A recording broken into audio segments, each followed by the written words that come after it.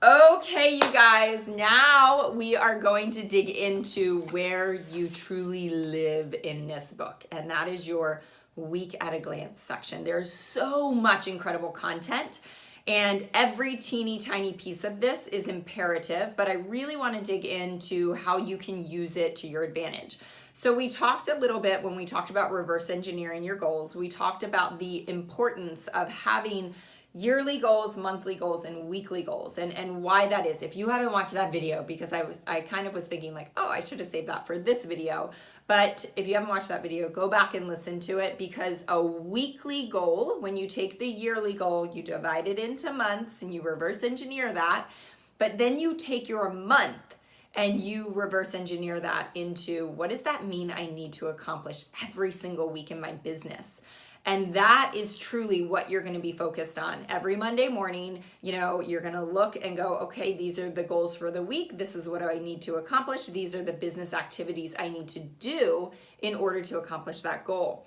Every Sunday night, I sit down for probably 30 minutes or an hour and really try to plan my week.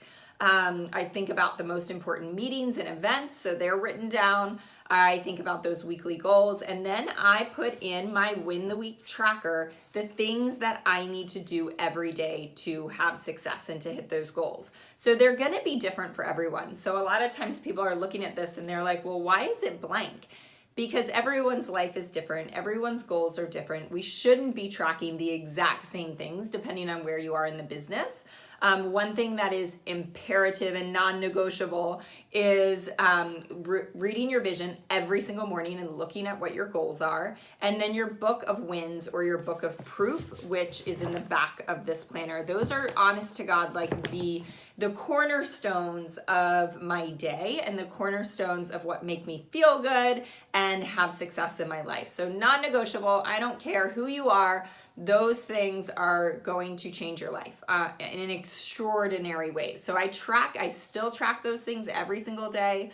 As far as what else goes in my Win the Week tracker, well, there is an example in the sample week at a glance. You can see that sample. Also, if your business has some type of business activity tracker or your team has some type of business activity tracker, you can just take those activities and translate them right into this book. The idea is we don't have journals and planners and a million different things. That's why this was created. It's all in one place. So don't feel like you need to have separate trackers. That's exactly what this is for. So here's the most important thing about this, you guys, because I've been doing this for a few years. I have fumbled my way forward and failed my way forward a lot. So what I will tell you is this: the most important thing that a lot of people miss is they write out those activities that they know are going to make them successful if they do them, but then they don't put into their planner when they are going to do them. You have to translate your tracker into your calendar. So you just look at your calendar right here and you take the things that you're tracking and you find the time slots of when you're going to do them. So this is when you finally realize, like, oh my gosh, I have so much more time than I thought.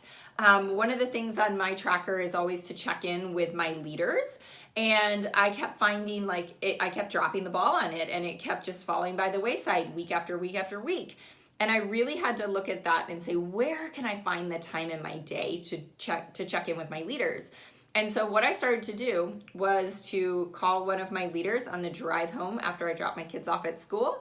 And then I would always check in with another leader on the drive to pick them up from school. So you guys, that is 10 conversations, 10 check-ins with my business builders, with my leaders. That is going to immensely impact their business and my business.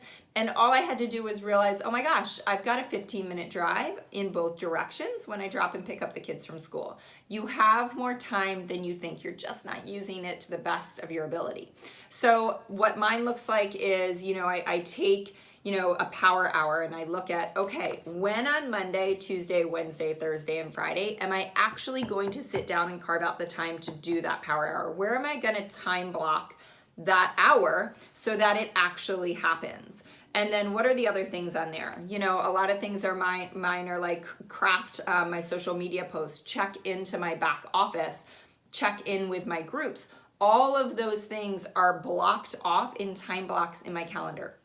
And so what I want you to understand is that this sounds kind of difficult or crazy or hyper, focused, that my time is, I know exactly what I'm doing from 5:15 to 6 a.m. That's kind of my morning process time. So that is like checking the boxes, reviewing my goals, reading my vision, visualization, prayer, all of that. I know exactly from 6 to 6:30 that I'm going to be working out.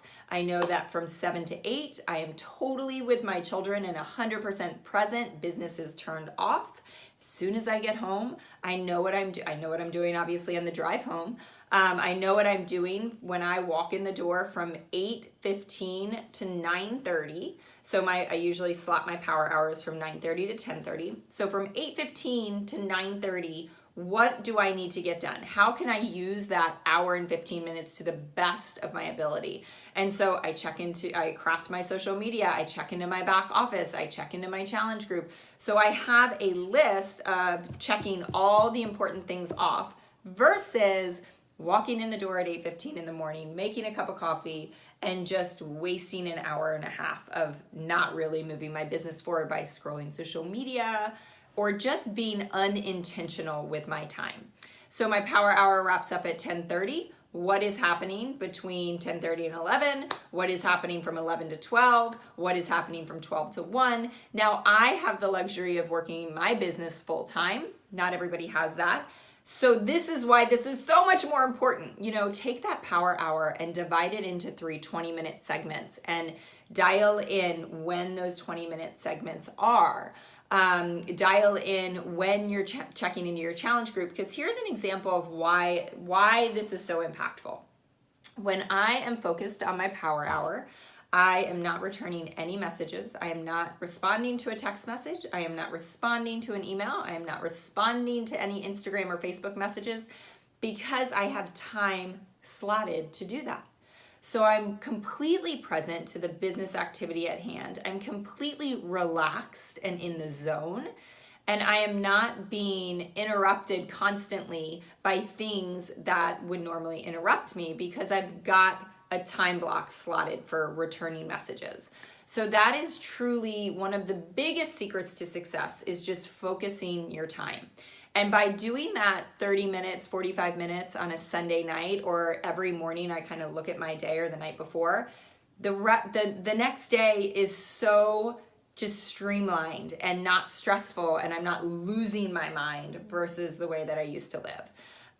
So to dig into this a little bit more, you have every single day of the week, it says coaching customer with a little square at the bottom of the day. So that is, if you're in another network marketing company, it would just be business invites or customer invites. So you're tracking the number of customer and coach invites. There's a monthly marketing plan. It's a great idea to have a loose plan at least. Some people are very type A. They like to craft content ahead of time. That's so not me. But to have a loose plan of kind of what does this week look like and what would be some things that are going to come up, that would be a great social media post. So you're not just trying to craft your social media on the fly. You also look at, and this is so big, you guys, you also look at the last week and you kind of do a little inventory. Where were my wins? Where were my losses? How can I improve? And I'm going to wrap with this. You are not going to hit your goals every single week. The intention is not to be 100% in every single thing that you're tracking. The idea is that the focus is there, the intention is there, you can see where you fall short, and then you can adjust your sales and see how you can improve. So that's your week at a glance, you guys. Make it a great day, and I will be back to share more with you next week. Bye.